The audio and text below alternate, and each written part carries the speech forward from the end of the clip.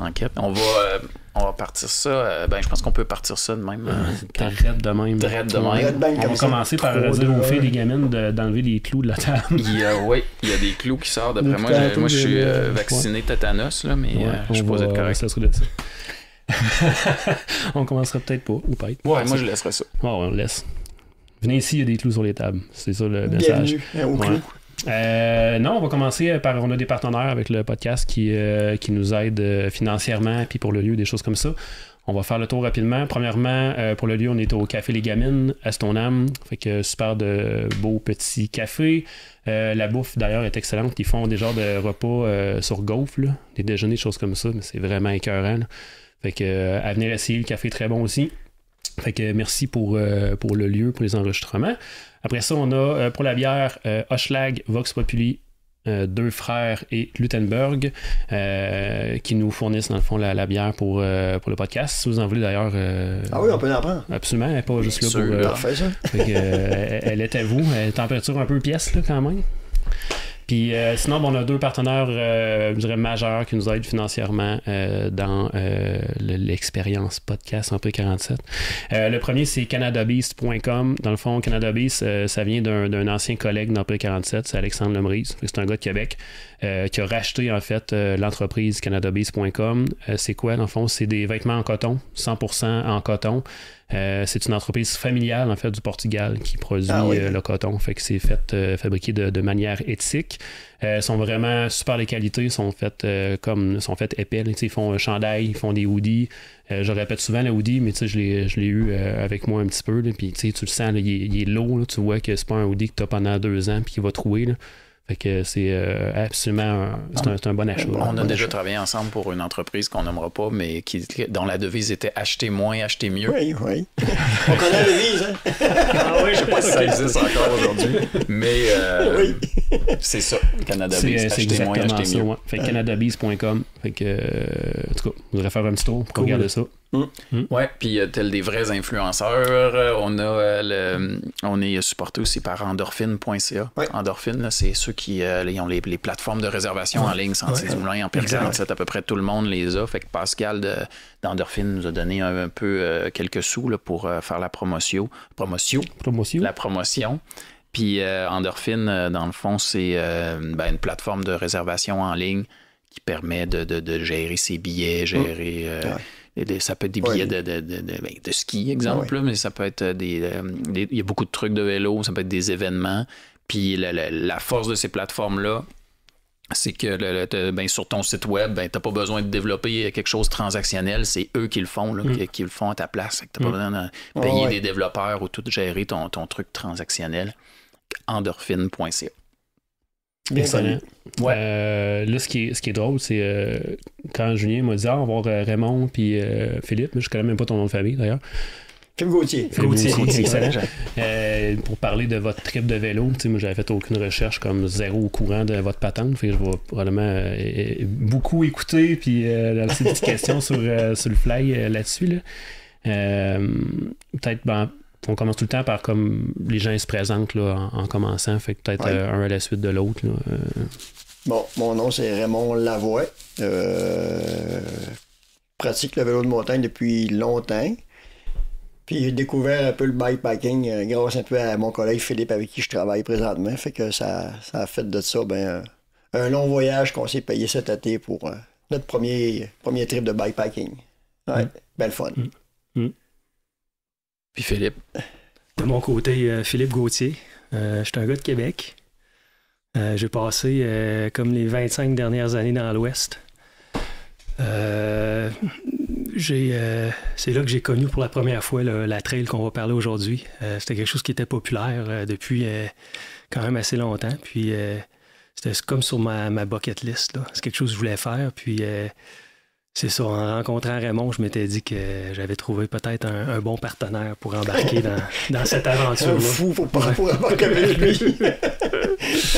Oui, puis tu sais, je pense que toi, t'es capable de je me souviens avec Jean Arthur, en plus, dans le temps, vous aviez souvent des périples. Des affaires un peu folles. Moi, je me rappelle de tes anecdotes de quand tu travaillais dans le domaine forestier, puis que là, tu corriges-moi, là, mais des choses qui m'ont marqué, où est-ce que tu faisais les Coupes Québec de vélo de montagne, puis que tu t'entraînais sur ton rouleau dans les camps forestiers. Hey, tu devais être un extraterrestre dans un camp forestier. Tout le monde me regardait, et souvent, on s'entraînait dans une petite salle d'entraînement. C'était plus petit qu'ici, 2 vélos stationnaires, puis il y en avait juste un qui en faisait, c'est moi. Puis les gars, ils arrivaient le soir, puis ils venaient me voir pédaler, puis ils s'installaient au bout de la chose, puis ils fumaient assis, ils disaient, ça va faire mourir ce bicyclette. Puis ils fumaient. Tu sais, je disais, pas de danger. Mais tu vois, j'en faisais pas gros. On faisait quoi? On faisait dans le bois, on fait des journées de 12-13 heures. Fait que tu faisais 40 minutes de vélo stationnaire le mardi, puis le mercredi. Après ça, on descendait, mais c'est ça le truc, c'était quand tu redescendais, il y avait une Coupe Québec comme à Hall. Là, t'arrivais de Chibougamau, t'avais fait 7 heures de pick-up. Là, je faisais juste prendre la douche, je mettais le vélo sur le toit, puis je repartais, je montais à Hall, je faisais la Coupe Québec, je revenais le samedi soir, puis le dimanche soir, je repartais. Fait que c'est du voyageage en tabarouette. En ayant été dans des conditions quand même difficiles toute la semaine. Là. Oui, puis c'était dur de s'entraîner parce que je faisais pas de longue distance, puis je faisais pas de vélo de montagne parce que les chemins c'était pas super beau, puis le soir, ça ne t'aurait pas tenté la poussière, puis tout. Fait qu'on j'aimais mieux rester sur la salle d'entraînement, mais ouais. Puis à un moment donné, on montait nos skis aussi, on allait faire du ski un peu pour faire le tour des Monts-Valin. Il a trouvé ça, des petits trucs qu'on pouvait se trouver de même, mais c'était pas évident. C'est pas. Mais faut que tu veuilles. Mais après ça, ça me rappelle que juste d'en faire un petit peu tous les jours de la semaine, toutes les 5-6 fois par semaine, mais même si t'en fais pas longtemps, mais tout le temps un peu, ça maintient quand même longtemps. Mais ça te garde un peu la motivation. Puis après ça, quand tu reviens, je pense que c'est moins pire que de dire, là, j'ai pas le temps d'en faire, j'en ferai plus quand j'aurai le temps. Là, des fois, t'es 6-7 jours sans en faire. Puis là, t'es remotivé, il arrive une pluie, t'as une raison. Fait que moi, c'était comme ma motivation. J'aime autant d'en faire un petit peu la semaine. Puis la semaine, j'en ferai, mais au moins, je vais maintenir un rythme d'entraînement régulier, puis moins dur pour la motivation. Fait que c'est le même que j'ai réussi à garder un peu le rythme de faire du vélo tout le temps. Puis quand j'ai lâché le bois, là, c'était plus facile. Ouais. C'est un peu ça. Toi, Philippe, t'avais-tu un passé de cycliste un peu comme Raymond? Ouais, j'ai un passé de cycliste. J'ai fait du triathlon pendant 4-5 ans quand j'étais dans la vingtaine. Moi, j'étais un nageur là, de... Mon background, c'est la natation là, en étant jeune. Puis c'est ça. Après ça, je suis passé au triathlon. Puis après ça, j'ai toujours fait des voyages de vélo. Tu sais, cyclotourisme un peu partout en Amérique du Nord, en Europe, un petit peu en Asie. Puis... mais je suis pas comme Raymond. J'ai pas fait je suis pas un gars de vélo de montagne, de compétition, d'endurance. Plus un gars de vélo de route puis de cyclotourisme. OK. Je vous coupe, mais si vous voulez prendre une bière... Oui, moi, je vais prendre une blanche, moi. OK. Je vais essayer ça. Cette petite blanche-là. Puis, dans le fond, on est là pour parler de la Great Divide Mountain Bike Route, qui existe depuis comme vraiment longtemps. Là, oui. Je pense 2007, je pense. Ouais, même avant ça, je pense. Mettons plus que 20 ans. Je pense que la popularité, c'est plus depuis 2007 quand ils ont commencé à faire le tour d'hiver chronométré. Parce qu'il se fait à partir du 9 juin, ça se fait encore. Mais c'est comme. Là, c'est vraiment une compétition chronométrée. Puis, oui, nous autres, on l'a fait, on dit que c'est impressionnant parce qu'on l'a fait en un certain nombre de jours. Là. Mais ceux qui le font en compétition, tu mets le gagnant cette année, il l'a fait en 12 jours. C'est épouvantable. Hein? Puis, pour le monde qui ne connaisse pas, là, tu pars de Banff, tu descends en vélo de montagne, on va appeler ça vélo de montagne. Gravel, vélo de montagne, c'est un peu mix, mais c'est comme... Je pense que c'est 90% de gravel ou de pas pavé, de mémoire, c'est quelque chose comme ça. Là. J'ai même vu des sections où, je sais pas si vous les avez pris, ces sections-là, où tu dois un petit peu marcher, là, des fois. Oui, on a marché quelques fois dans les endroits des shows, mais le Tour Divide versus la Great Divide, les parcours sont un peu différents du Great Divide. Okay. Le Tour Divide, il passe vraiment dans des endroits, des fois, il faut que tu débarques, monter, même parce qu'il y a de tas de roches et tout. Mais l'affaire, c'est que le chronomètre, il n'arrête pas. Même la nuit, là. Même la nuit. C'est ça. Que les gens, ils roulent en moyenne 350-400 km par jour chargés. Mi-chargés, parce qu'ils sont quand même assez minimalistes. Mais c'est quand même, comme nous, on l'a fait, on disait, je sais pas si je repartirais pour rouler un autre 100 km après. Tu roules 120, 130 une journée, puis il fait chaud. Ça te tente pas même de te rasseoir sur le siège. Mais ouais. Il y a même une fille, la fille de Montréal, Marie-Hélène Blais, elle l'a fait cette année, puis elle l'a fait en 19 jours quand même. Faut pas que tu dormes beaucoup là, pour faire ça. Il paraît qu'ils dorment des 3-4 heures par jour. Ou il y en a qui vont rouler juste qu'ils soient capables de rouler. Puis à un moment donné, ils vont dormir 4 heures ou 5 heures. Puis ils repartent pour encore un autre 30 heures ou 35 heures. Puis ça arrête pas. Puis le plus rapide, c'était 12 jours. Le fait cette année, c'est un gars qui vient de la Slovénie. Un jeune, il n'est pas vieux, il a 26 ou 27 ans. Il a fait ça avec le double suspension de Trek. Le super... super calibre. Oui, avec le petit 60 mm en arrière. Puis il a gagné ça, puis il a gagné quand même une bonne avance. Là. Ouais. Ça faisait longtemps que le record était toujours... 13 jours, quelque chose. Ouais, qui n'avait pas été battu. Ça faisait 10-12 ans qu'il n'avait pas été battu. Puis cette année, c'est ça, il y a deux participants qui l'ont battu. Qui l'ont battu, oui. Puis là, on parle de 4400 km ou à peu près. 4400, oui. Puis pleine autonomie là, de mémoire. Que la course, où, ben, je veux dire, vous pouvez le faire comme vous voulez, là, mais ce que je veux dire, c'est que la course, c'est que tu as le droit de t'acheter des choses en chemin, mais tu n'es pas supposé te faire aider. Jamais. Pas le droit d'être. Si jamais, ben, en tout cas, je sais qu'il y en a qui ont eu des problèmes, des fois de dérailleur, tout ça, ils peuvent se faire livrer, ben, faut qu'ils aillent le chercher, mais ils n'ont pas le droit de... Mais c'est quand même... Ils peuvent faire des choses, mais ils sont assez pas surveillés, mais il y a plein de monde qui suivent ça maintenant. Avant, c'était pas populaire, mais maintenant, il y en a qui attendent ça pour voir les passes. Puis et ils vont se faire dénoncer, ben tout. Fait que c'est assez surveillé, malgré tout, ils disent que c'est pas une compétition, mais c'est un chronomètre. Fait que quand le chronomètre est parti, fait que normalement, tu peux te faire aider. T'es en autonomie complète, puis si tu brises, faut que tu t'organises. Fait que vous autres, vous l'avez fait en 44 jours de mémoire? 44 jours, oui. Aviez-vous visé, on fait 100 km par jour, il faut que ça dure tant de jours? On s'était dit à peu près ça, là, on avait dit 40-45 jours. On disait 80-100 km par jour, on était capable de faire ça. Puis ça avait de l'allure, là, 5-6 heures de vélo par jour. À peu près, oui. Ouais, c'était dans des journées un peu plus, d'autres journées moins, mais... C'est ça qu'on visait. C'est la répétition de 44 jours. Prenez-vous des pauses à un moment donné, d'une journée complètement off? La première journée de congé, on l'a pris après 24 jours. Hein? Ouais. Parce qu'il avait mal aux fesses. Okay. Ouais. Et puis, maintenant, ça... Parce qu'au début, ça allait bien. On a commencé pas mollo, là, mais nos premières journées, on a fait du 70-80 km, puis la température était belle, puis tu rentres dans le groove, là. Ouais. Tu te sens bien, ça roule bien, puis la température est belle, fait que tu veux comme pas arrêter, hein? Ouais. Au début, on se disait, on continue, puis finalement, après 23-24 jours, on s'est dit, on va s'arrêter un peu. Après ça, il y a des petites blessures qui arrivent aussi, même comme les fesses, ça fait quand même, des fois, tu t'assieds le matin, ça fait mal, mais il y a d'autres journées, ça fait un peu plus mal. Moi, en tout cas, dans mon cas, j'en ai souffert un peu plus. J'ai eu de misère un peu à trouver de la crème, puis je suis venu avec les plaies, les peaux, la peau qui partait. Fait que là, le matin, tu pars, c'est dur.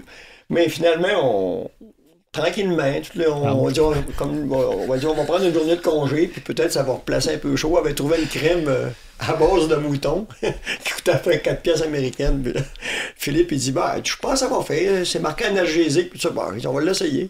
Mais finalement, une petite crème à 4 pièces, c'est ça qui m'a sauvé la vie. Moi. Mais j'en mettais tous les jours que je pouvais en mettre. Fait que c'est des petites choses de même qui viennent un peu, qui t'agacent aussi, parce que tu pars le matin, t'as mal aux fesses, tu dis, aujourd'hui on fait 130, il fait chaud.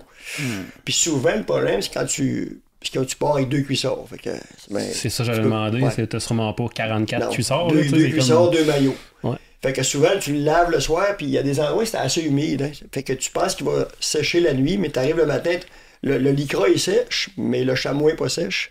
Fait que là, tu pars avec le chamois un peu mouillé, puis là, il se met à faire chaud. Ben, durant la journée, ça remplit, puis là, la première journée, c'est pas trop grave, mais quand tu accumules plusieurs jours de ça, tu viens que les blessures se font, puis là, c'est dur à guérir, puis à tous les jours, tu roules, fait que ça guérit pas vite, là. Fait que c'est ça qui est compliqué un peu. Puis là, ça va, c'est guéri. Oui, c'est guéri. Mais faut que tu prises, faut que tu pines un peu sur ton orgueil, puis tu aujourd'hui, ça va faire mal, mais je vais essayer de me trouver une position pas pire, mais encore là, c'est dur, parce que c'est de la gravelle. Fait que ça se fait, tu trouves une position, tu vas, je suis pas pire aujourd'hui, mais ça gravelle, aussitôt tu pognes une bosse, une planche à laver, tu te déplaces. Fait que c'est ça qui a été un peu plus compliqué. Puis il y a des journées, tu te pars peut-être une petite crampe, un petit mal de genou, tu te poses des questions, tu dis, j'ai mal au genou, pas si ça va toffer.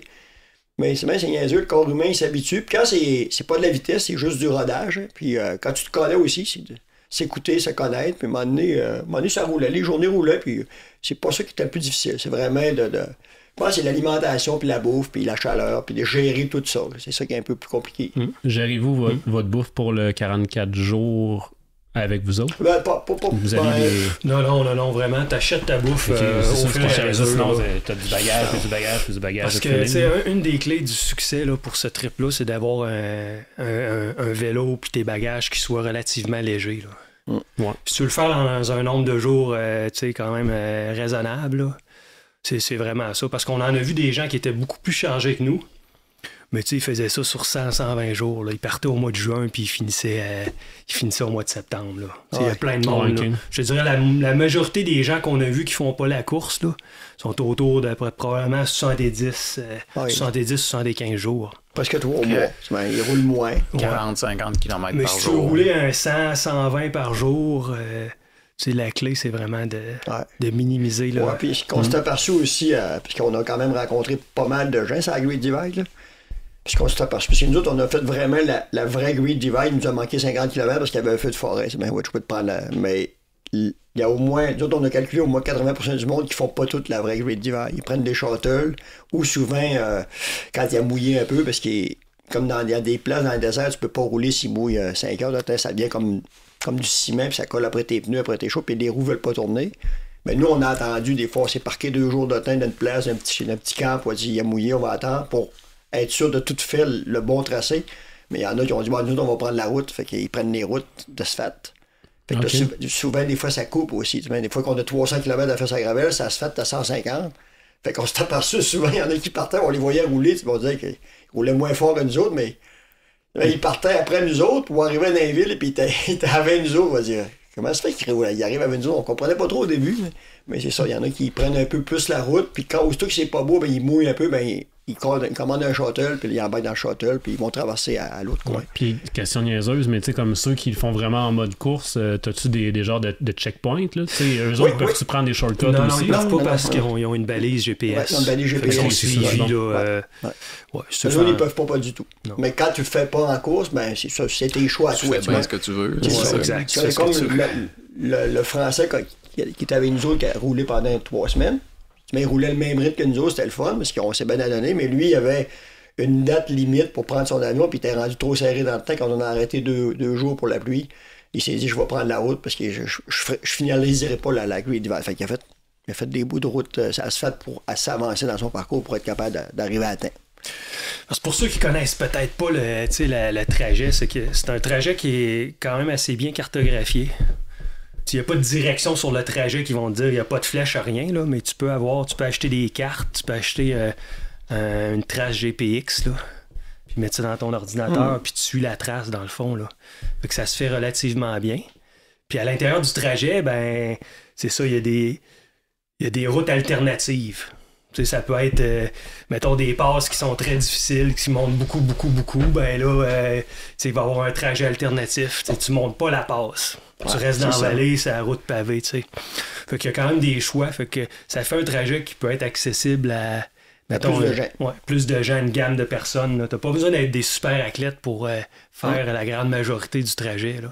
Fait que vous l'avez suivi sur votre Garmin ou sur votre téléphone. Comment vous avez géré l'énergie de vos appareils électroniques? On avait des blocs batterie. OK.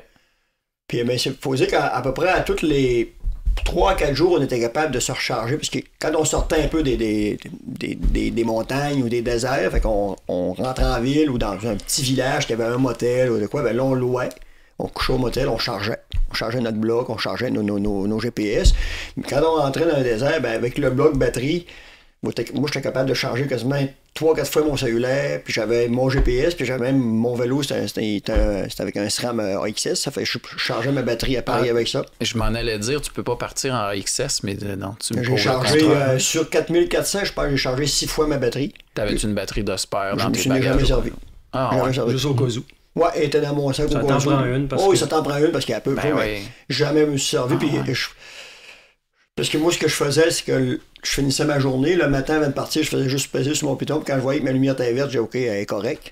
Puis si j'arrivais le soir, elle était rouge, là, je chargeais. Mais si je partais le matin, je pesais dessus, elle était verte, mais je repesais le midi, puis elle était rouge. Je savais que j'étais capable de finaliser ma ride de la journée. Puis le soir, je chargeais. OK. Puis on n'a jamais été. Ça n'a jamais été un problème. Même pour charger les cellulaires, charger le GPS. Avec un bloc batterie, c'est pesant, mais ça fait super bien. Fait que vous étiez en vélo de montagne, hardtail, fourche à suspension. Ouais, c'est ça. On des avait bagages. Des petits hardtails quand même assez légers, là, des vélos de 21, 22 livres. On avait peut-être un autre 20-25 livres de bagages. Okay. Ouais. Mais ça monte vite, hein? 25 livres, là, tu mets pas grand-chose quand tu penses à tout ce que tu as de besoin. Là, c'est la tente, le sac de couchage, le réchaud, le linge, quelques pièces de rechange, les cartes, le GPS, les batteries. le stock de les pièces, ouais. Puis, le stock pour la pluie, le stock pour le froid. Parce qu'on a eu quand même des extrêmes de température. On était l'été, mais souvent, on a pogné beaucoup de nuits autour de 0 Celsius. La plus froide, on pense que c'est à peu près moins 5. Ouais. C'est moins 5 quand tu te lèves le matin, là, c'est pas chaud. Puis le jour, on était chanceux parce que c'est un climat qui est très, très ensoleillé. Beaucoup de soleil toujours, presque toujours. Fait que dès que le soleil sort le matin, vers 8-9 heures, là, ça réchauffe rapidement. Puis tu sais, dans le sud, là, à la fin de notre voyage, là, à 2 heures du matin, à 2 heures de l'après-midi, on était dans le 35 Celsius, 38, à peu près le maximum qu'on a pogné. Là. Ouais. Fait que de moins 5 à 38, là, c'était un peu ça qu'il fallait gérer presque quotidiennement. Là, ouais, comme au Nouveau-Mexique, on a changé un peu de stratégie puisqu'on se levait plus tôt.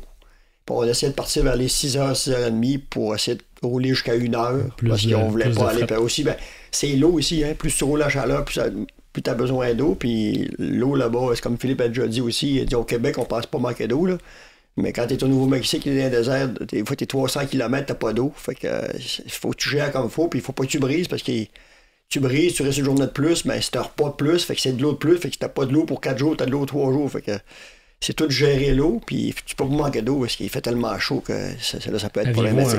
Aviez-vous comme une journée de backup dans votre matériel, justement, en bouffe puis en eau? Oui, c'est ça. Philippe, il gérait quand même tout ça, puis là, après ça, c'était de gérer l'eau le matin. Moi, j'avais comme des petits bacs de 1 litre d'eau que je pouvais mettre dans mon sac de cadre, puis après ça, j'achetais 3 autres litres, 1 litre, strappés sur mon sac en avant, plus mes bouteilles à eau. Puis des fois, on s'en mettait dans le dos aussi. Fait qu'on partait quand même assez chargé. Quand on partait pour 200-300 km de pas d'eau, la première journée, c'était les vélos, c'était dur à manœuvrer parce qu'ils étaient là, ils sont lourds. Aussitôt que tu pognes une bosse, c'est pas pareil. Là. Puis même juste appuyer ton vélo, c'est toujours un casse-tête. Quand ton vélo il est allé, tu te mets là, il est chargé, il faut toujours que tu regardes, il y a un arbre. Quand il n'y a pas d'arbre, on était malheureux. On arrivait au camping, il n'y avait pas d'arbre, puisqu'on campait dans le désert, on disait, il n'y a rien. Fait que là, quand tu te couches à terre, il faut que tu fouilles dans tes bagages, t'es à terre, t'es fatigué. Mais quand t'arrivais dans une place, il y avait un arbre, tu dis, là, il y a un bel arbre. C'était de trouver un arbre pour accoter notre vélo pour être sûr. Puis même des fois en camping, on couchait quasiment jamais, il y avait souvent pas de table. C'était un camping dans le désert. Puis des fois 3-4 jours, puis là, un soir, on disait, à soir, on va avoir une table pour souper, puis une table pour déjeuner le lendemain matin, on était contents. On était comme dans le gros luxe. On avait une table au camping, c'était parfait. On en voulait pas plus que ça, c'était assez. Ouais. Mais est-ce que c'était planifié les endroits où vous alliez dormir ou c'était en fonction de la fonction? C'est pas planifié parce que tu peux pas vraiment planifier toute cette aventure-là au jour le jour. Là. Non, on avait, je pense, le seul soir qu'on a planifié, c'est le premier soir. Puis après ça, là, c'était au jour le jour. On a essayé de faire, entre 80 et 120 km par jour. Mais ça dépend du terrain. Ça dépend de la gravelle. C'est difficile. Ça dépend de la météo, du vent. Beaucoup aussi. Là. Le vent. Etc. Fait que non, tu peux pas planifier. Souvent, on planifiait comme 2-3 jours à l'avance. Là, on regardait les cartes et on disait, bon, OK, les 2-3 prochains jours... demain soir, on va coucher à peu près là. Le deuxième soir, on va coucher là. Puis, fait que c'était beaucoup aussi en fonction des places de ravitaillement. Ouais. Comme Gabriel, tu me disais, là, on n'amène pas beaucoup de choses avec nous. Fait qu'il fallait vraiment prévoir, OK, on va faire 2-3 jours. Mais là, après ça, ça nous prend un ravitaillement. Il faut qu'on arrive le soir à une place où il y a un restaurant, où il y a une station-service ou une petite épicerie si t'es chanceux, puis là, on va se ravitailler. Ou on pense qu'un restaurant est ouvert, puis il n'est pas ouvert. Là, ça débine. Mais comme, je me rappelle, parce que quand on a traversé le Grand Bassin, le Grand Bassin, c'est comme quand tu regardes la grille de device sur YouTube, sur des vidéos, tout le monde parle du Grand Bassin, puis tout le monde parle du col d'Indiana. C'est comme deux affaires. Moi, c'était dans ma tête, je disais, OK, mais j'ai passé le Grand Bassin, c'était une étape de passer. Puis le col d'Indiana, Colorado, ça va être une autre étape de passer. Après ça, moi, c'était le Nouveau-Mexique. J'ai dit, mais que je passe à la pancarte du Nouveau-Mexique, il va rester 1200 km. Dans ma tête, j'étais rendu, j'ai dit, on est rendu 1200 km. Mais le Grand Bassin, c'est quand même un peu épeurant parce que tout le monde parle de ça, puis tout le monde dit qu'il n'y a pas d'eau. Puis c'était 300 km, puis il n'y a pas de graine d'eau. Fait que là, on partait charger, mais tout le monde disait peut-être qu'on va s'en trouver de l'eau. Mais finalement, Philippe avait regardé, il y avait un lac, mais il était comme à 135 km. Fait qu'on s'est dit, ben, demain, il faudrait se rendre au lac. Fait que là, t'as comme pas le choix de te rendre au lac, même si t'es fatigué. Puis lui, cette journée-là, il avait mal vraiment aux fesses. Ça a pris comme 12-13 heures de se rendre là parce qu'on était prêt à aller vite. Je l'attendais, j'ai dit, je suis pas capable d'aller plus vite que ça. Il est prêt à te lever debout, t'as chaud. Fait que... Mais tu vois, c'est ça, c'est de dire, ben, si je me rends là, ben, demain, on va avoir. Après ça, demain, on va être capable de se ravitailler. Tandis qu'il y en a qui le font comme en 4 jours, ben là, il faut qu'ils partent encore plus chargés, puis c'est encore plus de gérage, de bouffe, tout ça. Fait que c'est ça qui est un peu plus dur pour faire ça. Mais quand tu dis, je vais pogner le désert, c'est gérer comme il faut pour arriver au bon moment à faire un refil dans ton eau et dans ta bouffe. Vous aviez de quoi pour traiter l'eau, pour filtrer l'eau? Oui, des filtreurs, un filtre et des pilules. Au Montana, on n'a quasiment jamais filtré. C'est les grosses montagnes et tout ça. Même Colorado ou un peu, mais c'est quand au Nouveau-Mexique, là, on a filtré. Il y a même des places même au motel, des fois qu'on se fie pas trop. Ouais. Ben, moi, ça serait ma peur de tomber malade à cause de l'eau. Là. Ben, on en a eu un peu. Moi, j'ai eu une période de 2 jours de diarrhée. Lui aussi, il y a eu 2-3 jours. Là, c'est là qu'on a arrêté une fois parce que puis c'est pas plaisant. Surtout quand t'es. Quand ça t'adonne, t'es au motel, tu dis OK, on arrête 2 jours, c'est pas pire, mais quand tu roules et t'as pas trop de place, ça c'est un peu rare parce qu'après ça peut durer plus longtemps aussi. Puis t'as des déshydratations aussi. Plus tu vas aux toilettes, plus tu te déshydrates, fait que c'est un cercle vicieux. Mais on était quand même chanceux, mais quand tu l'as, ben tu te croises les doigts, tu te dis faut que ça passe assez vite là. Ouais. Puis il y a toujours un peu la peur dans une longue ride de même, c'est la peur aussi parce que t'es deux, c'est une équipe. Puis moi, tout cas, ma peur, c'est parce que je suis plus vieux un peu que Philippe. Fait que moi, ma peur, c'est toujours de dire, faut pas qu'il m'arrive une blessure, parce que c'est moi qui fais manquer son voyage. Mais c'est toujours un peu. À tous les jours, tu te dis, il faut que ça aille bien, parce qu'on est parti 2, puis tu veux finir 2, puis si t'arrêtes à cause d'une blessure, ben lui, il est quasiment pris pour arrêter aussi. Fait que c'est quand même, psychologiquement, ça devient un peu. Au début, surtout, à la fin, c'était correct, mais au début, ça me creusait la tête quand même pas mal. Je me disais, faut pas qu'il m'arrive de bad luck. Ouais, ben c'est pas le genre de ride que tu vas embarquer si t'as pas un background de vélo. Oui, c'est ça, ça prend un peu d'expérience. Assez grand, là, parce que t'as 4400 km, c'est 100 km par jour, c'est quand même pas mal de vélo. Ouais, puis même faut pas que tu te blesses. Là. Non, puis même si c'est un gros background, moi j'aurais quand même peur qu'il y ait des maux de genoux, là, ça peut sortir à n'importe qui. Mais tu mets les chances de ton côté au moins si t'es. Ben oui, c'est si sûr. Le background, tu te prépares. Puis aussi, même, quand je suis parti avec Philippe, on s'entraînait, on allait faire souvent dans le parc, on faisait du training chargé, pas chargé. Puis quand on descendait, j'ai Philippe, je dis là-bas, ce qu'il faut faire attention, c'est les descentes, faut pas se planter, parce que descendre chargé et descendre pas chargé, c'est 2 montres, là. Puis des fois qu'on se faisait surprendre, il y avait des calvettes un peu de coupées, tu fais le saut. Mais on disait, faut pas se planter, parce qu'il y en a un qui se plante dessus, il se casse un bras.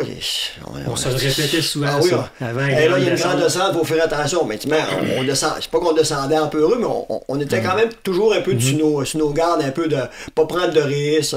Mais ça, on se le répétait souvent, parce que c'était ça un peu la peur aussi de se planter, parce que ça prend rien. Et on a vu un monsieur qui s'est planté, il est allé à l'hôpital. Fait que ça, faut pas qu'il arrive de bad luck. On est arrivé ici avec les 2 jambes et les 2 bras, il faut repartir avec toutes les membres, puis aussi pas briser le voyage. Mais il faut se le répéter quand même, parce que tu t'emballes un peu, des fois tu te sens bien, des bonnes journées, il fait chaud, t'as hâte de finir, t'es écœuré, là t'es plus fatigué. Fait que c'est tout un peu ça, c'est tout un peu géré tout ça en même temps. Il y a des descentes extraordinaires, là.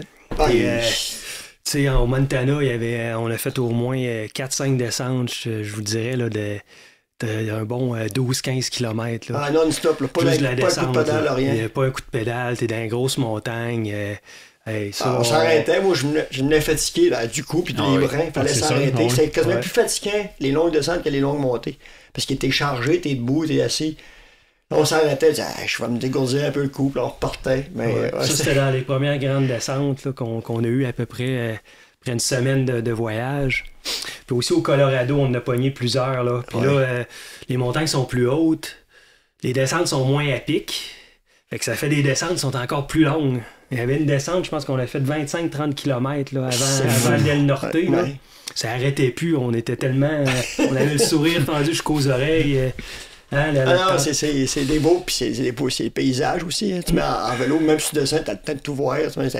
À toutes les courbes, t'as de quoi qui change. Mais moi, comme mon état préféré, c'était le Colorado, là, à cause des montagnes grandioses, puis tout ça. Lui, je pense que c'était le Nouveau-Mexique, un peu plus. Mexique, ouais, mais c'est des beaux souvenirs. Hein. C'est le fun à faire. C'est le fun. Une fois que c'est fini, tu dis, quand tu retournes dans tes photos, dans tes vidéos, tu dis, tu repasses, la chance de repasser là. Pas dans mon cas, pas de suite. Parce que le trip, dans le fond, tu traverses 4 États des États-unis. Puis c'est plus que ça. Tu traverses quand même du nord au sud. Tu passes un petit peu dans l'Idaho, mais... pas longtemps. En gros, là, c'est... puis c'est à peu près 25% à chaque. Fait que tu pars au Montana, puis c'est à peu près 10 jours, là. Nous autres, à la vitesse qu'on l'a fait. Fait que c'est 10 jours au Montana. Là, t'es dans les montagnes assez à pic, avec beaucoup de forêts. Ça ressemble beaucoup aux Rocheuses canadiennes. Il y a de l'eau en masse, là il manque pas d'eau. Il y a des rivières, des ruisseaux. Après le Montana, là, tu rentres au Wyoming. Puis là, ça change beaucoup. Ouais, là, tu passes vraiment, le Wyoming, il y a un peu de tout. Là. Il y a de la montagne, mais il y a des déserts. Fait que le grand bassin, là, ça, c'était notre premier gros challenge, c'était au Wyoming. Puis au Wyoming, c'était un autre 10 jours à peu près. Ah oui. Ouais. Puis là, quand tu sors du Wyoming, tu arrives au Colorado. Là, Raymond était bien content. Ah oui, il y a des belles montagnes. Mais moi, j'avais regardé un peu pas mal de vidéos, puis quand il arrive au Colorado, j'étais comme toujours impressionné parce que les montagnes sont hautes, puis t'as des beaux points de vue longs. Puis t'as le col d'Indiana. Moi, j'avais hâte de faire le col d'Indiana. J'ai dit, tout le monde en parle, puis tout le monde dit, tu peux pas arrêter en haut. Il y en a qui le montent en 2 jours, en 2 shots, parce que c'est trop long. Nous autres, on va dire, non, on ne le montera pas en 2 shots. C'était comme 34 km de montée. Puis là, le premier matin, on part, puis là, on passe, puis on voit 34 km. On va dire, bon, c'est ici que ça commence. Puis moi, j'avais mon GPS, ça me disait la longueur, puis le dénivelé. Puis là, ça me bipait, puis là, d'un coup, ça fait bip. Ah, j'ai Philippe, 34 km ici, ça commence. Là, tu montes pendant comme 4 heures de temps, tranquillement. Combien de dénivelé? Ça jouait entre 4 et 7% de pente de dénivelé. OK. Puis en dénivelé positif, mettons, 1400 mètres. Oh, OK. Quand même. Mais le col d'Indiana, c'est 1400 mètres. Et les plus grosses journées, c'était combien de dénivelé positif? On a fait presque 2500, là. OK. 2-3 fois, là. Oui, parce que ça passe dans les montagnes.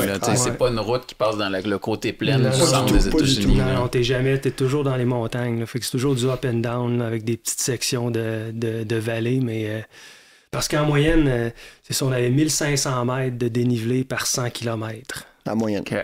Fait que ça, c'était la moyenne. En fait, la grille d'hiver totale, c'est 60 000 mètres de dénivelé. OK. En 4400 km. Fait que ça monte tout le temps. C'est sûr que... Pour ça qu'on dit, tu me disais, j'avais pris un hardtail, tout ça, parce que souvent, maintenant, il y a des gravels qui sont mieux, au niveau des ratios de pédalage, c'est un peu mieux, tu l'organises, mais si je prends un gravel, vraiment vendu gravel, t'auras jamais du 10-50 en arrière, là. Fait que tu mets, puis tu peux pas choisir la grosseur de tes pneus, même le français, il avait mis des 2.1, mais lui, il fait pas rouler sa gravelle mouillée parce qu'il restait un millimètre chaque côté, fait qu'aussitôt que ça... Fait que nous, on avait choisi des 2.2, mais on aurait pu mettre plus étroit, quelque chose. Mais c'est surtout qu'on avait une fourchette de choc, on avait du choix, puis le ratio de pédalage, on avait du 34, 10, 50. Fait que charger, ça monte bien, là.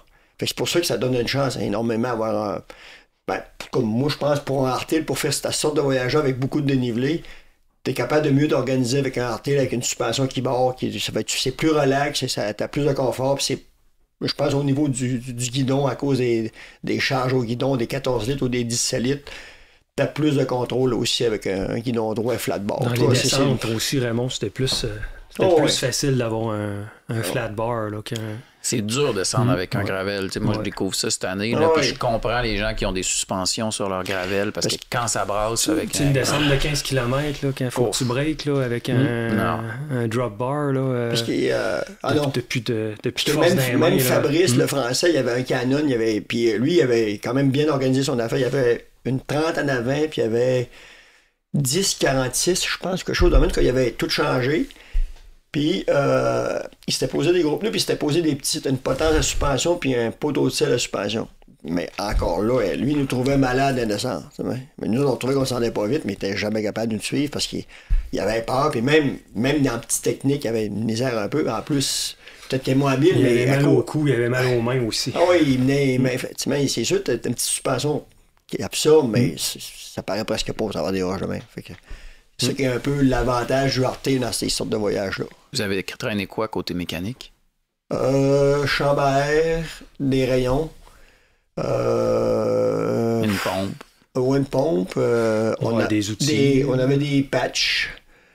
Ce qu'on n'avait pas, puis ce qui nous a manqué, puis l'erreur qu'on a faite, c'est du liquide du stand, pour les tubeless. Quand on a rentré dans le dernier désert, on a poigné des punaises d'arbres. C'est comme des épines qui rentrent dans les pneus. Là, on en avait quasiment comme 20 chaque pneu, puis le liquide sortait partout. Oh. Fait que là, ça nous a refroidi parce qu'il a fallu se faire remorquer. Il a fallu appeler d'un petit village. Il y a une madame qui est venue nous chercher, une vieille madame. On est sorti du désert, on est arrivé là-bas, il était rendu 10h du soir, on est parti le matin. Puis, on a trouvé d'attendre 2 jours, faire des tests. La madame du dépanneur, elle nous a fait venir du slime, un liquide vert qui met plutôt dans les choses de 4 roues. Fait qu'elle a appelé d'un autre village, puis il y a un monsieur qui nous a monté ça. Puis on a fait 2 jours de tests à rouler des petites distances pour savoir si ça allait dégonfler. Moi, j'ai dû même mettre une patch une mèche parce qu'il y a un trou qui était trop gros. Il faut pas les enlever, les punaises, il faut que tu les laisses dans le pneu. Okay. Parce que toutes les fois que tu les enlèves, le liquide il sort, puis ça fait que. Puis souvent, mais à force de rouler, il y en a, c'est comme des têtes un peu. Fait que la tête, elle lâche. Puis là, la pine, elle rentre dedans. Mais si le stand n'a pas fait sa job, ben là, il sort un peu. Puis le temps perd tout le temps un peu. Fait que finalement, nos pneus sont vidés de stand. Fait que c'est là on est resté longtemps là parce qu'on savait pas si on allait prendre la route à cause de ça. Puis nous autres, on voulait pas prendre l'asphalte. Fait que on va faire un test de 2 jours. Puis après 2 jours, Philippe a appelé un de ses collègues, par balise, il va dire on va rentrer dans le désert, mais on va être longtemps sans avoir de communication. Fait que si jamais on a un problème de crevaison, lui, il y avait quand même la place qu'on était, on pouvait venir nous chercher. Mais finalement, ça a fonctionné. Mais ça, c'était une erreur qu'on a faite. On aurait dû se traîner des petites bouteilles de stand. Ben là, on pense pas que ce genre d'affaire-là va percer les pneus à ce point-là. Puis on peut pas mettre de chambre à air parce que toutes les petites pins sont au travers du pneu. Fait que tu mets une chambre à air, fait que t'es pris pour rouler, tu le laisses absolument, puis il faut que tu laisses les pins là. Fait que puis on le savait parce qu'il Fabrice nous avait avisé. Il y avait des Italiens, ils avaient fait 5 sifflettes dans ce bout-là. C'était une section de parcours qui était connue. C'est vraiment ça s'appelle des goat heads. Puis c'est typique du Nouveau-Mexique, une région du Nouveau-Mexique, puis il y en a vraiment partout. Les gens qui font du vélo de montagne ont beaucoup de problèmes avec ça, mais le problème, c'est de mettre vraiment beaucoup de scellant dans tes pneus pour être capable de le sceller, là, parce qu'il n'y a pas d'autre façon. Okay. C'est des épines, puis ça passe même à travers les pneus d'auto puis de pick-up. C'est pour ça que les gens là-bas se traînent du slime pour leurs pneus d'auto. Fait qu'on a été chanceux dans le fond parce que le slime a fonctionné pour nos pneus de vélo, sinon on aurait été vraiment mal pris. Là. Ouais, puis là, on cherche.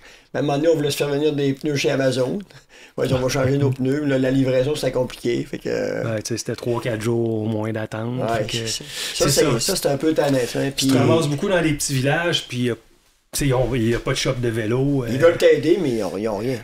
Fait que pour où on était, la shop de vélo la plus proche, on était à 300 km. Fait que là, on essayait de voir c'était quoi nos options. Les genres de pneus pleins, là, ça commence à exister dans certains... Peut-être ça aurait, je sais pas. C'est sûr, ça aurait aidé, mais parce que c'est vraiment à peu près, je pense, dans la section qu'il ça, c'est comme 80 km. Après ça, parce qu'on n'a pas repogné. Non. Mais c'est vraiment cette section-là, puis tout le monde en parlait. Hein. Fait que c'est pour ça qu'il y en a beaucoup qui prennent soit un shuttle ou ils prennent la route. Mais nous autres, on disait, je prends le shuttle, ça nous tentait pas. Puis là, on disait, il va nous manquer 300 km de gravel. On s'entêtait là-dessus. Puis, mais à faire des tests, c'est ça que tu vois, pareil, par expérience, c'est là qu'on a vu. Tu sais, on faisait des 25 km, on revenait à la maison où on était logé. Puis l'après-midi, on partait faire un autre 25, puis on regardait si ça dégonflait, puis le matin, on va dire, ça a tenu. Fait que après ça, on a été capable de prendre une décision. On va dire, ça a tenu 2 jours, ça devrait être correct pour les 3 prochains jours. Mais finalement, on a fini le parcours avec ça. Tu sais, 4400 km, là, moi, en 4400 km, je change ma chaîne une fois ou deux. Avez-vous, tu sais, comme on reste jusqu'à la fin avec le même... Le plan, c'était on avait un gauge pour les chaînes. OK, vous aviez traîné ça. On avait traîné ça, on surveillait ça. Puis, Ramon, lui, sa chaîne, elle a toffé toute la raid. Fait qu'il l'a mesuré, même à la fin. Tu est encore là. Tu ne rendrais pas le point 5, je pense. Non, quand j'ai fait le changement, un mécanicien français s'est dit, moi, ma blonde, elle pose le top de chaîne de chez SRAM, puis elle fait 4000 km avec ça, sont plus durables. Là, moi, j'ai dit, on va mettre une GX, mais elle me coûte moins cher. Mais là, il dit, je te dis... Puis là, j'ai dit, gars, je vais t'écouter, je vais poser le top de chaîne. Puis lui, Philippe, il avait posé une GX, puis lui, là, on l'a changé au Colorado après 2500. Okay. Puis elle était 75% et plus, là. Puis moi, j'ai vérifié à Mène, puis même le mécanicien, il dit comme neuf. Ouais, ils sont chers, les top SRAM, mais c'est vrai qu'ils n'usent pas, là. Puis honnêtement, je les ai vérifiés encore la semaine passée, puis elle est encore à 0.5. Ah ouais. Puis elle a du millage. Mais c'est comme je dis à Philippe, c'est pas comme un vélo de montagne, parce qu'on roule pas en torquage, comme un vélo de montagne, puis on n'est pas souvent dans la boue puis dans la boîte. Puis quand on monte des longues montées, oui, si tu montes longtemps pendant 15... Mais t'es toujours comme ça à 50 dents en arrière, fait que c'est plus en souplesse. Fait que finalement, ta chaîne ne tire pas tant que ça, puis ça donne une chance à la chaîne. T'es chargé, mais tu pousses pas beaucoup sur tes pédales, parce qu'il faut que tu quand même gardes l'énergie puis tout. Fait que je pense que c'est ça qui aide, mais c'est quand même... Elle a du millage quand même, mais j'ai été quand même étonné, puis on n'a pas changé les freins. J'ai changé mes freins l'autre jour quand j'arrivais chez nous. Fait que vous traîniez une chaîne en backup? Non, une chaîne en backup. On savait qu'on allait payer, mais on avait deux sets de pattes de freins. Okay. Des rayons surtout, des pattes de dérailleur naturellement, au cas où.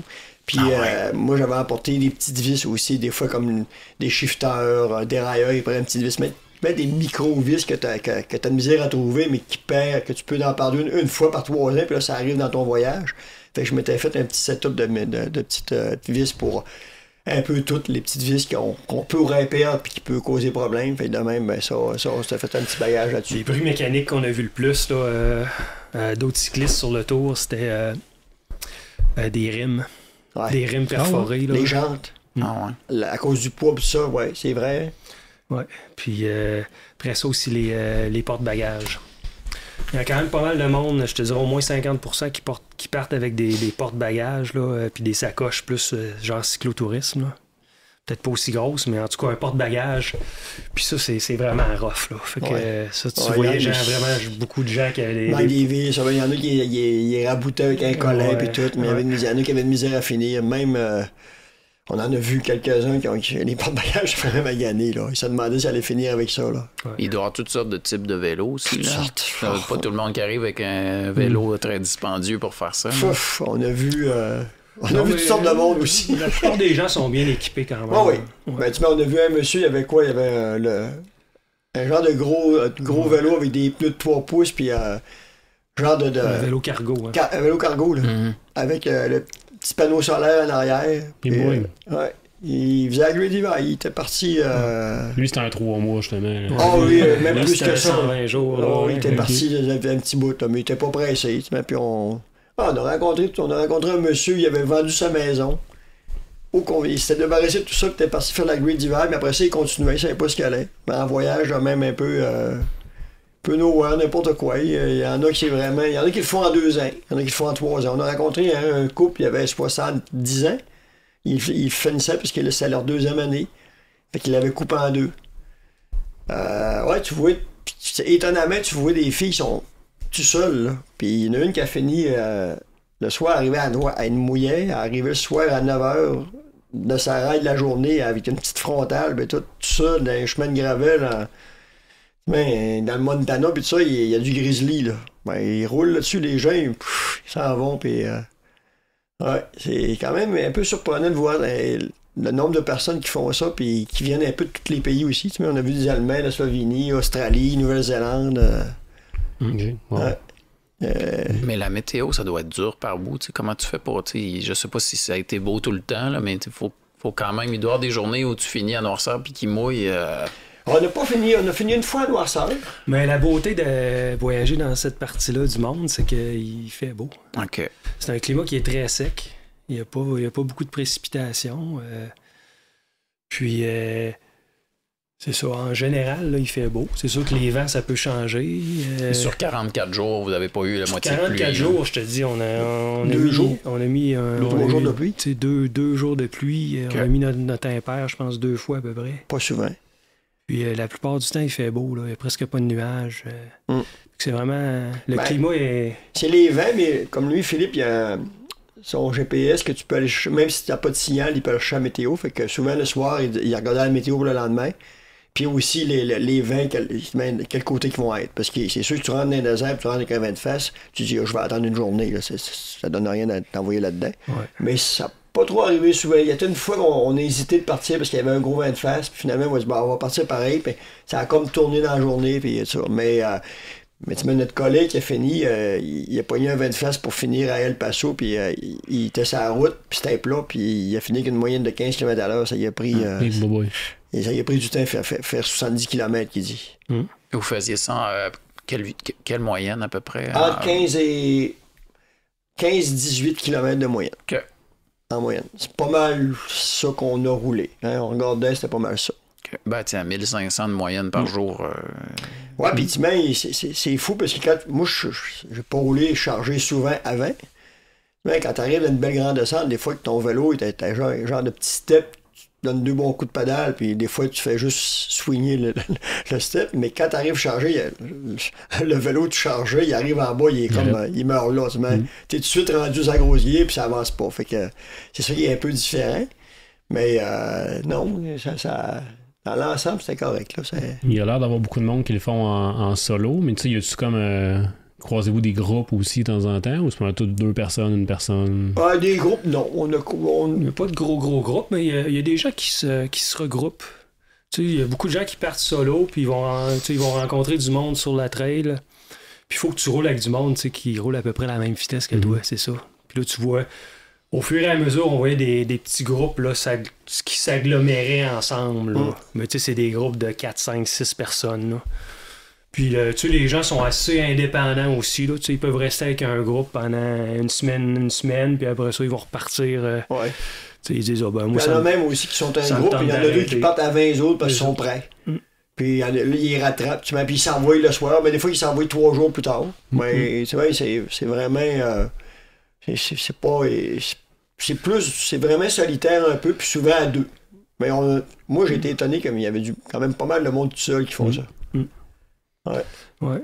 Parce que quand tu penses de partir là-dessus, un trip de même avec quelqu'un, faut quand même que tu ailles... Premièrement, il faut que tu roules à peu près la même vitesse. Sinon, ça marchera pas tout de suite en partant. Puis après ça, ben là, il faut que tu t'entendes avec la personne aussi. C'est une bonne relation. Là, parce que moi et Raymond, on a passé quasiment 50 jours là, ensemble. Puis, tu peux te taper ses nerfs après ça une semaine, puis scraper ton voyage. Ça peut être long en maudit. Puis là, c'est genre, vous traînez une tente, puis vous dormez... OK. Parce que là, dans le même temps, moins 50 jours... Moi, ma tente n'est pas grande, il aurait fallu semer pas mal. Ça aurait pu pour limiter un peu les... Mais tu sais, il reste que 50 jours. 50 jours, c'est quand même assez long. Là. Puis à un moment donné, tu as besoin d'un peu d'intimité, puis d'avoir ton espace à toi. Là. Ouais. Parce qu'en fait, la vraie histoire, c'est un peu comment ça a commencé, l'histoire de ça, c'est que Philippe, lui, il m'a demandé, il dit, je voudrais traverser le parc des Laurentides en vélo. Fait que, j'ai dit, oui, ça m'intéresserait. Il y avait comme le tracé, puis tout. Fait que, là, c'est là qu'on a traîné juste une tente, cette fois-là. Fait qu'on l'a traversé ensemble. Tu sais, que, là, 2-3 jours max. Hein? Ouais, c'est comme le jeudi, on a fini le dimanche. Puis là, tu vois bien qu'on ça roule bien ensemble, on s'entend bien, puis on a 2 tentes. Fait que c'est le même un peu. On a dit, peut-être qu'on en fera d'autres. Puis là, à l'automne, il m'arrive, il dit, toi, pour tes 65 ans, t'aimerais pas ça faire une belle ride de gravel?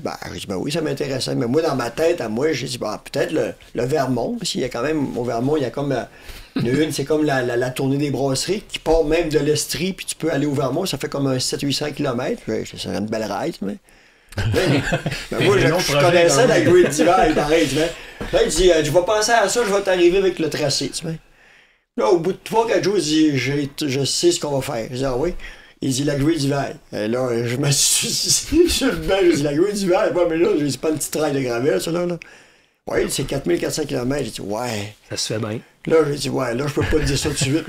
Non, j'avais pas imaginé ça dans ma tête, là. Fait que, j'ai y réfléchir quand même un peu, tu sais. Ben là, c'est ça, c'est toutes les peurs un peu. Là, il me dit, bon, on va faire ça relax, on va s'écouter, puis tout. J'ai dit, bon, ça, tu me dis qu'on fait ça à un rythme de même, puis on va. Puis, comme Philippe m'avait dit, on va prendre quand même un billet un peu flottant pour finir. On se mettra pas un stress de dire, bon, la date, c'est le 27. Mais on s'est dit, bon, on pense finir le 26, mais on va prendre le billet flottant jusqu'au 5 octobre. Fait que si on finit à 20, on l'avancera. Puis au pire, ben, si on peut pas, bon, on a jusqu'au 5 octobre pour jouer. Fait que vous avez parti quelle date, ça veut dire? Le 12 août. 12 août. C'était-tu la meilleure période pour le faire? Moi, je pense pas que trop oui. de chaleur. D'après, ouais. Pas de mouche, pas de chaleur. Si tu pars, c'est ça, tu pars au milieu août des Rocheuses canadiennes. D'habitude, dans les Rocheuses canadiennes, c'est le meilleur temps de l'année. C'est sec, il pleut presque pas, il n'y a plus de mouches. La neige est partie. Puis après ça, ben là, quand t'arrives à la fin au Nouveau-Mexique, ben t'es à la fin septembre. Il fait moins chaud ici. Il fait pas mal moins chaud qu'au mois de juillet ou au mois d'août, là, parce que là, il doit faire chaud en maudit, parce que même nous, il faisait quand même assez chaud là, au mois de septembre. Là, fait que ça, c'est. Puis, tu mets l'idée du billet flottant, c'est le fun, parce qu'on a, on veut d'en venir le 5, on est revenu, on a avancé le 3. Puis on a pris 2 jours là-bas, on a resté 3 jours à El Paso, t'es là.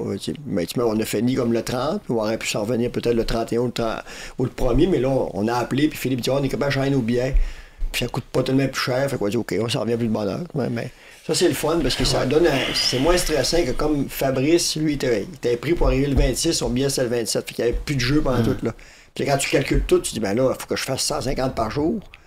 Mais c'est dur, 150 par jour. C'est sûr qu'il va arriver un pépin à un moment donné. Là. Fait que lui, il a trouvé de nous quitter à cause de ça, parce qu'il n'aurait pas rentré à la bonne date. Vous avez commencé à 3? Ah non, on a commencé à 2, on l'a croisé après 2 jours. C'était un des gars qui était tout seul, là. Puis on a commencé à rouler avec, puis on s'entendait bien. C'était un Français de Paris. Non, mais son chien, lui, il était pas chien.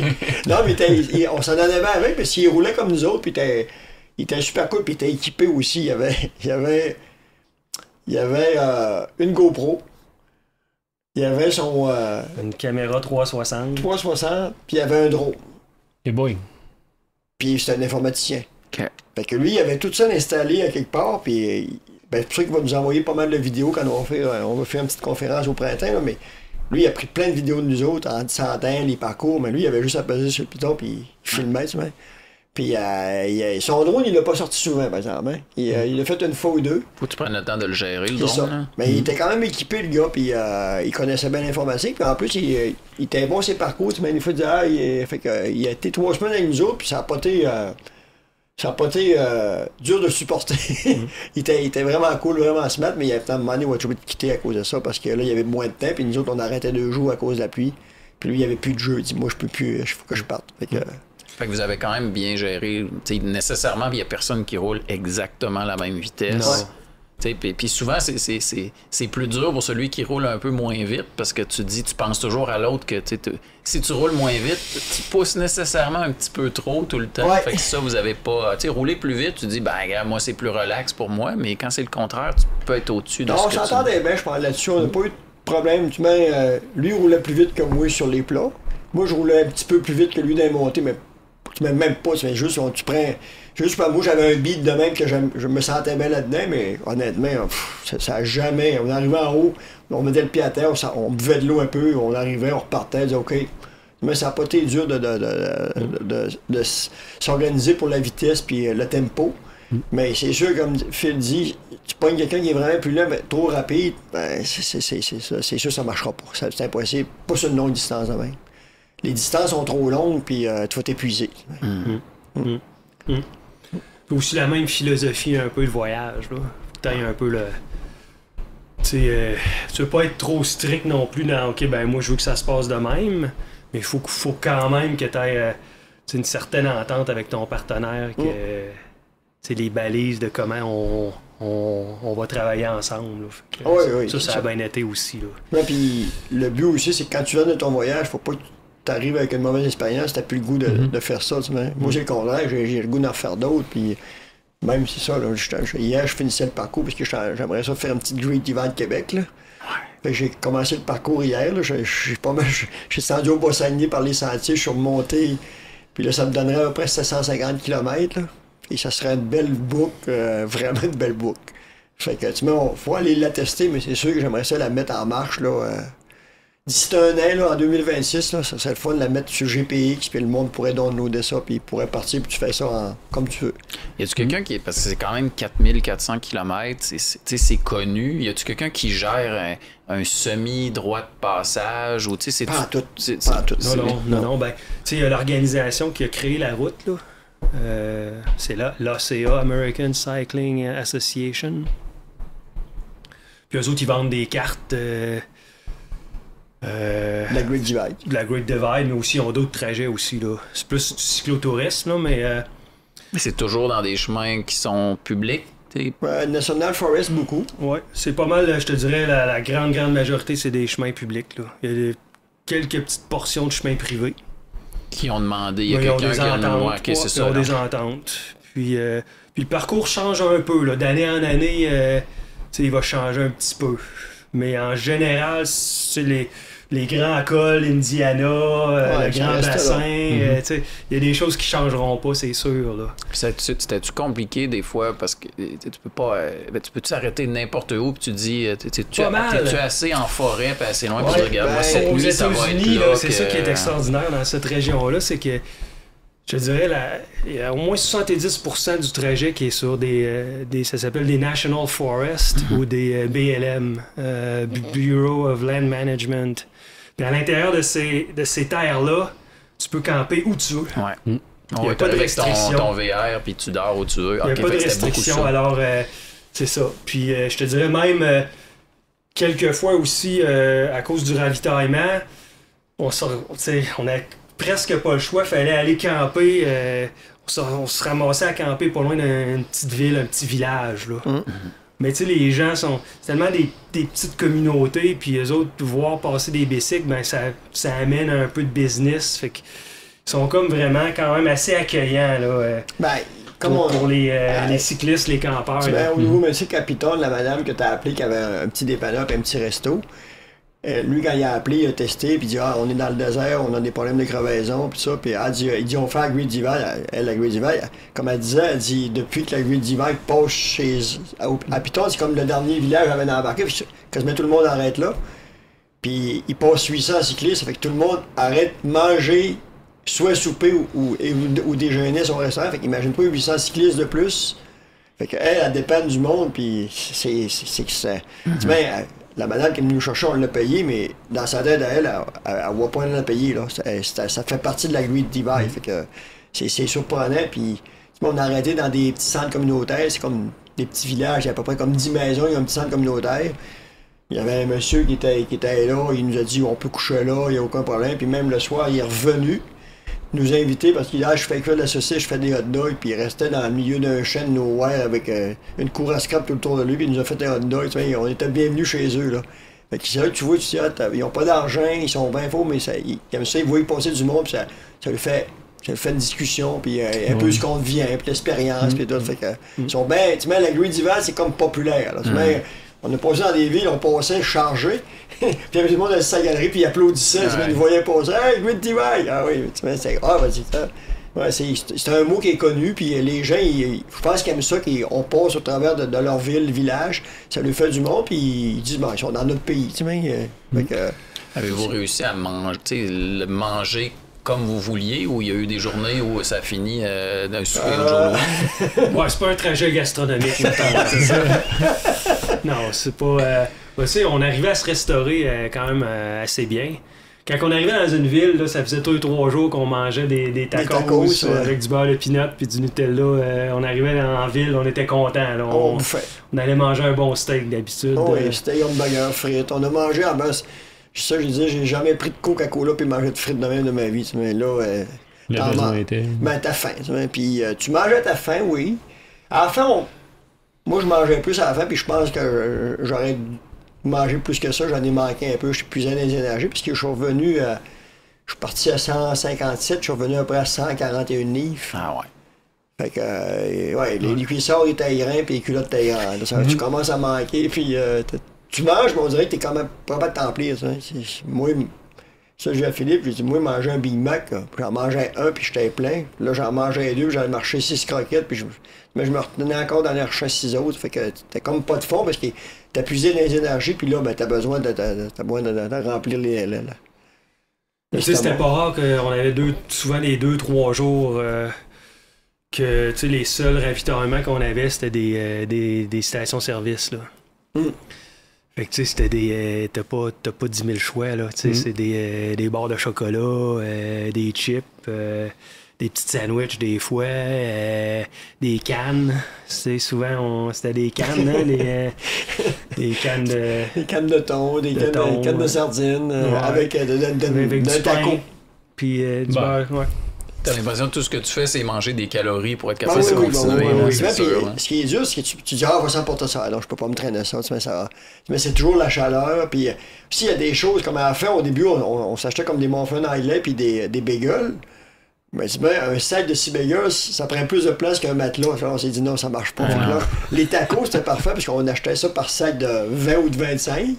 Mais c'est rond, c'est plat, fait que ça se paye bien en avant, puis ça rentrait dans un 14 litres en avant, ça fait juste bien le rond, fait que ça prenait pratiquement pas de place. Fait que, puis en plus, tu n'avais pas plusieurs jours, fait que là, t'avais taco, beurre de pinot, Nutella, gruau le matin, et puis le soir, ben, c'est des pâtes mêlées avec une canne de bœuf, carotte ou du poulet. On changeait des fois, mais c'était pas mal toujours pareil, là. Je te dis qu'on regardait le nombre de calories par gramme à l'épicerie, là. OK, lequel paquet de sardines qu'on prend? Lequel qui a le plus de calories? Ouais, maximiser les calories qu'on pouvait transporter. Hein? Ouais, puis la place aussi. Le problème, c'est toujours là. T'es quand même... C'est minimaliste. Puis même une fois, comme il dit, une fois que t'as mis ton sac de couchage, tes vêtements, et ton eau, l'eau, ça prend de la place. Ça fait qu'il reste plus grand place pour te traîner du stock pour faire 3-4 jours. Il faut que tu sois vraiment ingénieux de ta bouffe. Il faut que tu penses, OK, ça va rentrer. Fait que c'est le même qu'on fonctionnait. À la fin, on savait quoi acheter dans les épiceries. On se cassait pas la tête trop. Là. C'est quoi le budget pour un trip comme ça si on oublie les vélos puis l'avion, là, mettons? Pas si cher, honnêtement. Là. Souvent dans des campings, ça coûtait des fois 6 piastres couché. Mais souvent, ça coûtait rien. Puisqu'on payait pas. Ben, t'as pas besoin de payer non plus. Tu campes, c'est gratuit. C'est gratuit. Puis, je pense que les motels le plus cher qu'on a payé, c'est un à Ovando. Mais les autres, en moyenne, un motel aux États-Unis avec le déjeuner, on a payé 45 piastres. On a payé 55 piastres. Honnêtement, 55 piastres, puis des fois, on couchait 3. On avait 2 lits doux. Fait que à 55 piastres, ça fait 20 piastres pour coucher. Juste pour pas être dans ta tente, là, c'est pas cher. Puis c'était pas cher. Mais honnêtement, je te dirais, pour 2 mois, c'est pas ça qui est... Je pense que tu gaspilles moins qu'être 2 mois ici. Là. Ça, c'est plus sûr que t'as pas de salaire. Là. C'est ça, t'as pas de salaire. C'est à prévoir un peu dans le budget, avec tes billets d'avion et tout. Mais c'est pas un voyage si coûteux que ça, pareil, je trouvais. C'est pas... T'as pas te prévoir un budget comme partir t'en vas en Europe, ben, tu t'en vas en Italie, ben, en France, ou en Suisse. Tu pars pour 2 mois, c'est pas partout. Tu sais. Là, vous parliez d'un trip, comme tu disais, le 700-800 km, aller au Petit Saguenay et compagnie, mais avez-vous déjà un autre projet en tête là, de voyage de même? Ben, l'été prochain, moi, j'aimerais bien faire la Pinte S avec les microbrasseries au Vermont, parce qu'il paraît que c'est une belle boucle à faire, puis ça fait comme un genre de grand 8.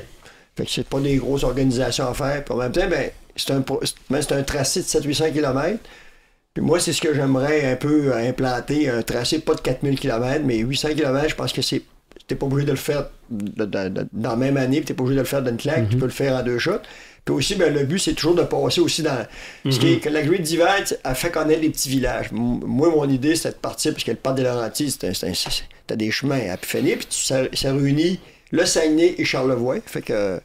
Hier, quand je faisais le tracé, je passais par le Bas-Saguenay, je passais par Chicoutimi, Ferlin-Boileau, tu arrives au Mont-Édouard, à l'Anse-Saint-Jean, tu passes par le petit village de Petit-Saguenay, tu remontes à Saint-Sémillon, tu sors à Malbaie, tu passes par le parc des Grands Jardins, fait que tu as plusieurs villages avec des campings partout. Puis tu mets, oui, t'as un peu de route, mais à 80% du temps, c'est des chemins forestiers gravel. Puis c'est un beau parcours que tu reviens finir au camp Mercier. Fait que tu vois, c'est pas trop dur à organiser. Fait que je pense que ça peut être une belle chose à faire. Puis le tracé, c'est pas si dur que ça à faire. Là. Une fois que tu vas avoir on va partir, tu peux, comme me dit Philippe, des fois on va prendre une photo, un emplacement où coucher, parce que c'est possible. Parce que la plupart du parcours que j'ai fait hier, c'est soit les terres publiques, puis le parc des Grands Jardins, mais il n'y a rien qui. Il y a une place que je me suis trompé. Hier, je traçais le parcours, puis à un moment donné, je suivais, puis je voyais Rivière-Saint-Anne, puis là, je voyais Saint-Fréol-des-Neiges. J'ai dit, oh non, là, je suis dans le séminaire, ça ne marchera pas. Fait que là, j'ai changé de côté, mais c'est possible de faire un beau tracé tout dans les terres publiques sans avoir trop de demandes à faire. Là. Fait que, le but, ce serait ça, puis ce serait de faire connaître un peu ces places-là, parce que nous, on travaille dans les magasins, on envoie le monde, ils veulent faire de la gravelle, ils savent pas trop où aller. Tu le dis, l'Estrie, c'est beau, le show, mais ils voudraient rouler par ici. Puis à Québec même, il n'y a pas beaucoup de chemins de gravelle, à part aller dans le parc des Lanciers. Ouais, c'est dur à Québec. Les EC, là, tu peux monter un mais petit si peu. tu fais connaître ça un peu, puis sans faire le tracé, déjà là, ils vont dire, il y a un GPX, c'est tracé, il y a un autre petit chemin, c'est un GPS. Fait que je pense qu'il y a une possibilité de faire découvrir un peu des parcours, puis même faire découvrir aussi des petits villages que les gens connaissent à peine. Fait que le but, ce serait surtout ça. Oui, puis là, l'idée est bonne aussi d'avoir un style Great Divide qui divise le Québec, qui partirait plus loin. Peut-être qu'au Québec, on va poigner beaucoup de sections avec moins de forêts publiques. Là, avec là, il y a du droit de passage, il y a une réflexion à avoir. Ça serait juste puis je pense que c'est possible de faire un beau parcours intéressant. Puis pas nécessairement sélectif trop. C'est pas loin d'avoir une grande forme physique. Oui, tu fais du vélo, tu veux pratiquer un peu le bikepacking, il y a des possibilités. Puis si tu as un GPS, tu vas chercher le parcours, puis après ça, tu suis. Là. C'est pas si épérant que ça. Une fois que tu as ton parcours de charger à ton GPS, tu suis. Puis c'est rare qu'on fait des erreurs là-dessus. Là. Fait que ça serait un petit projet à long terme. Là.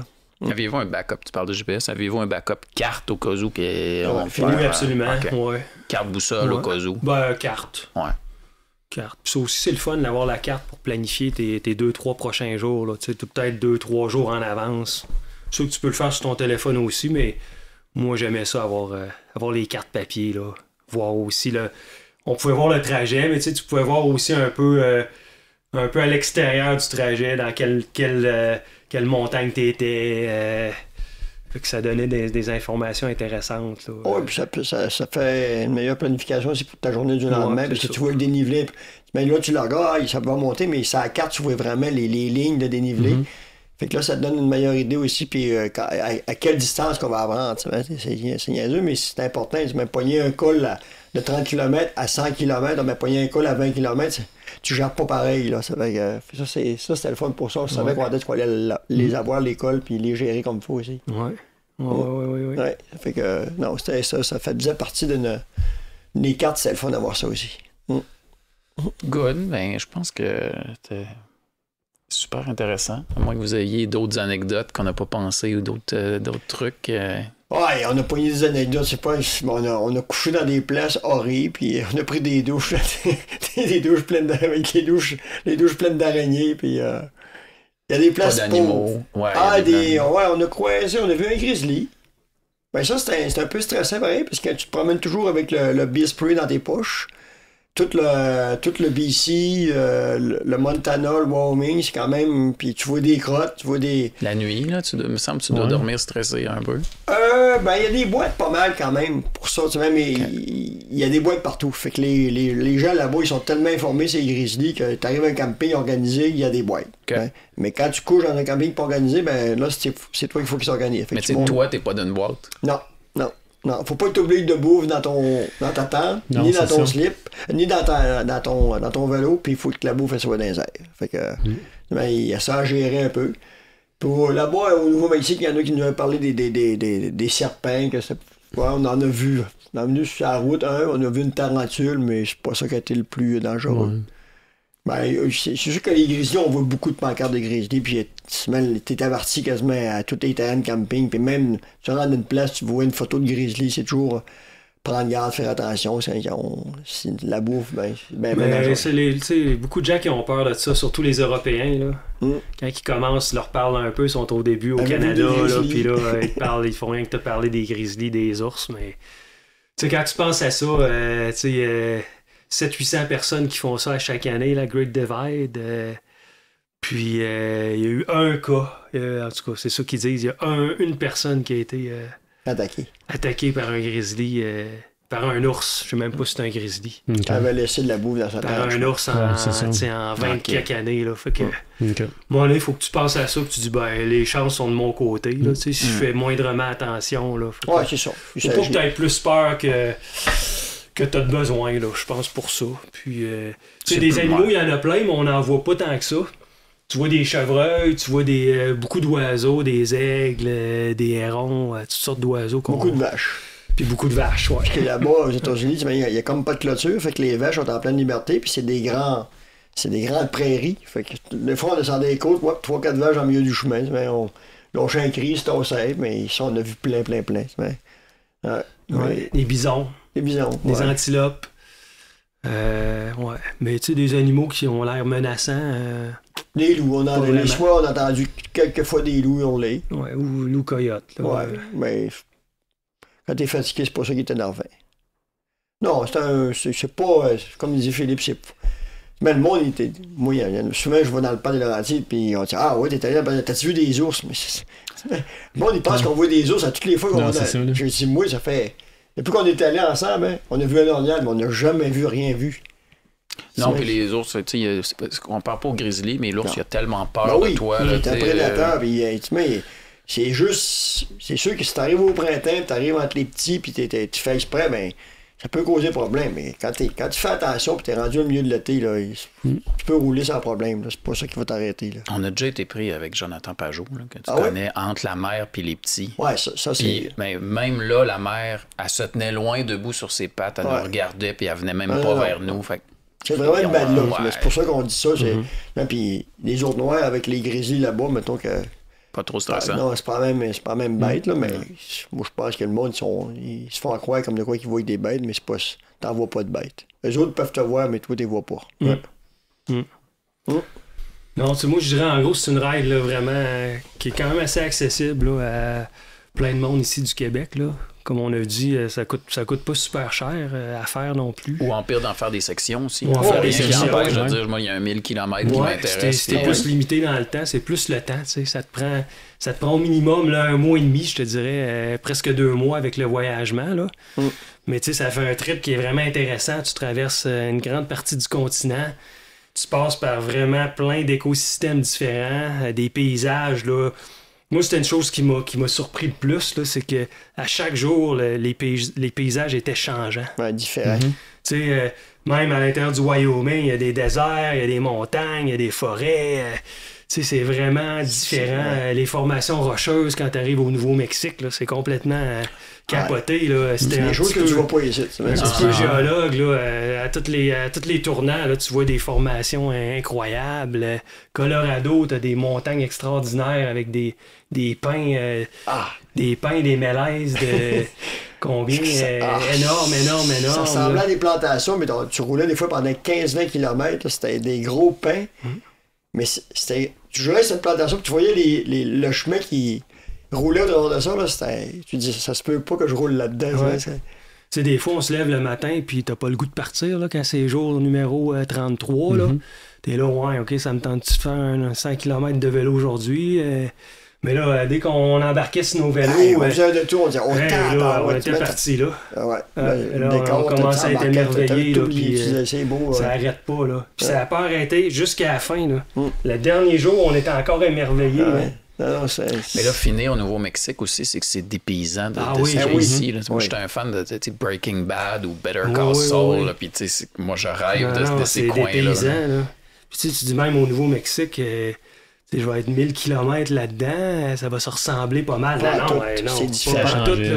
Ça change tout le temps. Là, ça, Nouveau-Mexique, moi, ça m'a surpris. Parce que moi, je pensais que quand je regardais souvent les films, je voyais le Nouveau-Mexique comme plat, désert, puis pas d'arbres, rien.